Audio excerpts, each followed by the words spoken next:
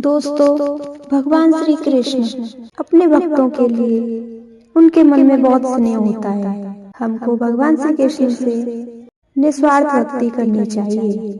हम ऐसे ही एक भक्त की कथा तुम्हें सुनाते हैं। इस दुनिया में पता नहीं बहुत सारे भक्त हैं अलग, जिन्हें भगवान श्री कृष्ण ने अलग अलग रूप में दर्शन दिए। जैसी श्रद्धा होती है भगवान उसी प्रकार भक्त को दर्शन देते हैं। एक बार की बात है, एक संत जंगल में कुटिया बनाकर रहते थे और भगवान श्री कृष्ण का भजन करते थे।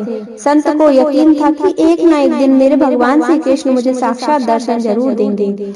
उसी जंगल में एक शिकारी आया। उस शिकारी ने संत की कुटिया देखी। वह कुटिया में गया और उसने संत को प्रणाम किया और पूछा कि आप कौन हैं? आप यहाँ क्या कर रहे हैं? संत ने सोचा, यदि मैं इससे कहूँगा कि भगवान श्री कृष्ण के इंतजार में बैठा हूँ, उनका दर्शन मुझे किसी प्रकार से हो जाए तो शायद इसको यह बात समझ नहीं आएगी।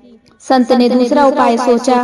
संत ने शिकारी से पूछा, भैया पहले आप बताओ कि आप कौन हो, यहाँ किस लिए आए हो? उस शिकारी ने कहा कि मैं शिकारी हूँ, यहाँ शिकार खेलने आया हूँ। संत ने तुरंत उसी की भाषा में कहा कि मैं भी एक शिकारी हूँ, अपने शिकार के लिए यहाँ आया हूँ। शिकारी ने पूछा, अच्छा संत जी, आप ये बताइए आपका शिकार दिखता कैसे है? आपके शिकार का नाम क्या हो सकता है? आपकी हो सकता है मैं आपकी मदद कर दूं। संत ने सोचा इसे कैसे बताऊं, फिर भी संत कहने लगे, मेरी शिकारी का नाम मेरा जो शिकारी है वो दिखने में बहुत ही सुंदर है, सांवरा सलोना है, उसके सिर पर मोर मुकुट है, हाथों में बंसी है। ऐसा कहकर संत जी रोने लगे। शिकारी बोला, बाबा रोते क्यों हो? मैं आपके शिकारी को जब तक ना पकड़ लूं तब तक पानी भी नहीं पीऊंगा और आपके पास भी नहीं आऊंगा। अब वह शिकारी घने जंगल में अंदर गया, जाल बिछाकर एक पेड़ पर बैठ गया। यहाँ पर इंतजार करने लगा। भूखा प्यासा बैठा हुआ है। एक दिन बीता, दूसरा दिन बीता, तीसरा दिन बीता। भूखे प्यासे शिकारी को नींद भी आने लगी। बांके बिहारी को उन पर दया आ गई। भगवान उनके भाव पर रीझ गए। भगवान मंद मंद स्वर में बांसुरी बजाते हुए जंगल में आए और उसके जाल में खुद ही फंस गए। जैसे ही शिकारी को फंसे हुए शिकार का अनुभव हुआ, तुरंत नींद से उठा। उस सांवरे भगवान को देखा जैसा संत ने बताया था। उनका रूप हूबहू ऐसा ही था। वह अब जोर जोर से चिल्लाने लगा, मिल गया, मिल गया, शिकार मिल गया। शिकारी ने उस शिकार को जाल समेत कंधे पर बिठा लिया और शिकारी कहता हुआ जा रहा था, आज 3 दिन बाद मिले हो, खूब भूखा प्यासा रखा, अब तुम्हें छोड़ूंगा नहीं।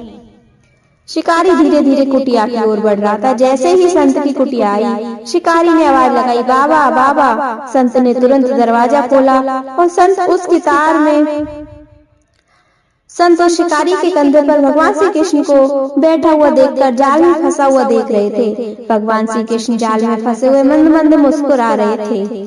शिकारी ने कहा, आपका शिकार लाया हूँ, मुश्किल से मिले हैं। संत के आज होश उड़ गए। संत शिकारी के चरणों में गिर पड़ा। संत आज फूट फूट कर रोने लगा। संत कहते हैं, मैंने आज तक आपको पाने के लिए अनेक प्रयास किए प्रभु, लेकिन आज तुम मुझे इस शिकारी के कारण मिले हो। भगवान बोले, इस शिकारी का प्रेम तुमसे ज्यादा है, इसका भाव तुम्हारे भाव से ज्यादा है, इसका विश्वास तुम्हारे विश्वास से ज्यादा है। इसलिए आज तक 3 दिन बीत गए हैं, मैं आए बिना नहीं रह पाया। मैं तो अपने भक्तों के अधीन हूँ और आपकी भक्ति भी कम नहीं है संत जी। आपके दर्शनों के फल से ही मैं इसे 3 दिन में प्राप्त हो गया। इस तरह भगवान ने खूब दर्शन दिए और फिर वहाँ से चले गए। इसीलिए कहते हैं भगवान बड़े दयालु हैं। अगर प्रेम से उनको याद करो तो वो भक्त की मदद जरूर करते हैं और उन्हें दर्शन भी देते हैं। बोलो जय श्री कृष्ण, राधे राधे।